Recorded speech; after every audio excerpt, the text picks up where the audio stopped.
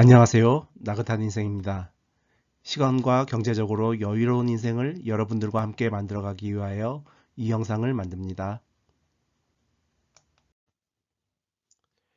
30대 초반인 분의 질문입니다. 가지고 있는 목돈에서 일부 금액은 중장기 투자하고 나머지 금액은 비상금처럼 단기로 보관하며 필요시 꺼내 써야 하는 상황인데, 이 비상금을 어떻게 관리하면 좀 더 효율적일까 라고 문의하셨습니다.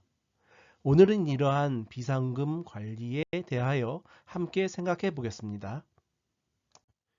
결론부터 말씀드리면, 문의하신 분의 생각처럼 비상금과 투자금을 구분하여 관리하고 투자하는 것을 추천합니다.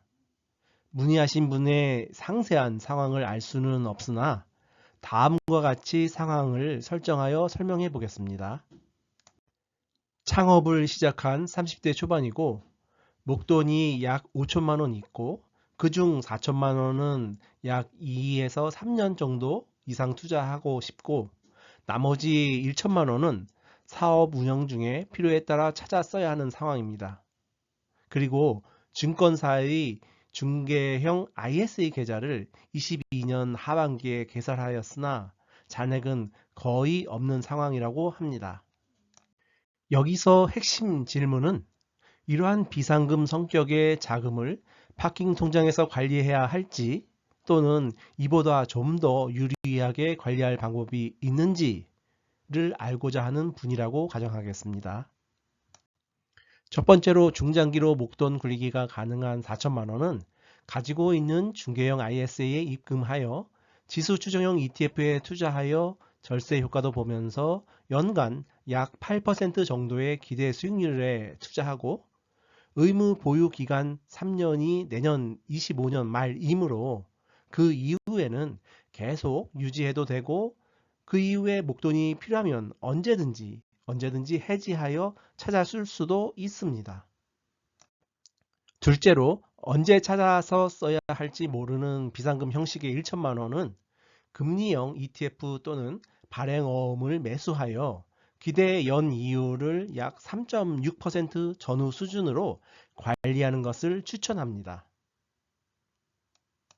제가 은행의 정기예금 또는 파킹 통장보다 증권사를 추천하는 이유는, 은행이 주는 이자는 가입 시기에 따라 정해진 기준 금리와 은행에서 추가로 주는 이자의 합계인데, 대부분의 사람들은 주로 은행에서 거래하고 있는 상황에서 증권사는 고객을 좀 더 확보하기 위하여 추가로 증권사에서 주는 이자를 좀 더 주고 있어서 이율이 조금 더 높은 이유가 있고, 은행의 예금은 6개월, 12개월, 2년 등등으로 은행에서 만든 가입 조건의 상품을 선택하여 가입하고, 만약 중도 해지하게 되면 이자는 매우 급감합니다. 하지만 증권사의 CMA, RP, 발행어음 등은 매일 이자도 주고 있어서 일복리 효과가 있고, 발행어음의 경우 중도 해지해도 증권사마다 다르겠지만 대체로 정해진 이자의 약 50%는 받을 수 있다고 합니다. 여기서 일복리 효과는 매일마다 이자가 나오는데, 그 다음날의 이자 계산은 전날 받은 이자까지 포함되어 계산되므로 복리 효과를 누릴 수 있게 됩니다. 아래표를 보시면 증권사에서 단기 목돈을 굴릴 수 있는 방법이 다양하지만 어렵고 복잡하게 보이죠? 이 모든 방법은 차후에 영상으로 나눠서 설명해 드리겠습니다. 오늘은 간략히 소개만 해드리면, 은행의 파킹 통장과 유사한 CMA 계좌는 파킹 통장과 거의 유사하고 체크카드도 만들 수 있고, 대체로 은행의 파킹 통장보다 이율이 조금 높다고 합니다. 환매 조건부 채권인 RP와 펀드의 일종인 MMF에 대한 설명은 차후 영상에서 소개해드리고, 발행어음은 5가지 항목 중 가장 이율이 높고 확정금리이지만 만기일을 선택하여 매수해야 하는 조건이 있습니다. 마지막으로, 최근에 인기가 급상승하고 있는 금리형 또는 파킹형이라고 불리우는 ETF가 있는데, 이 금리형 ETF는 매일 이자를 주는 것처럼 ETF 가격이 올라가고 자유롭게 사고 팔 수 있어서 언제든지 현금화 할 수 있습니다. 이해하기 쉽게 좀 더 설명해 드리면 1개월 이내에 찾아 사용할 것 같은 비상금이라면 CMA 통장을 이용하고 1개월 이상 보유하기는 하지만 언제든지 찾아 사용할 비상금이라면 금리형 ETF를 매수하는 것을 추천합니다. 그리고 만약 비상금이지만 찾아 사용할 일정이 어느 정도 예상이 된다면 그 예상 일정별로 발행어음을 매수하는 것이 유리합니다.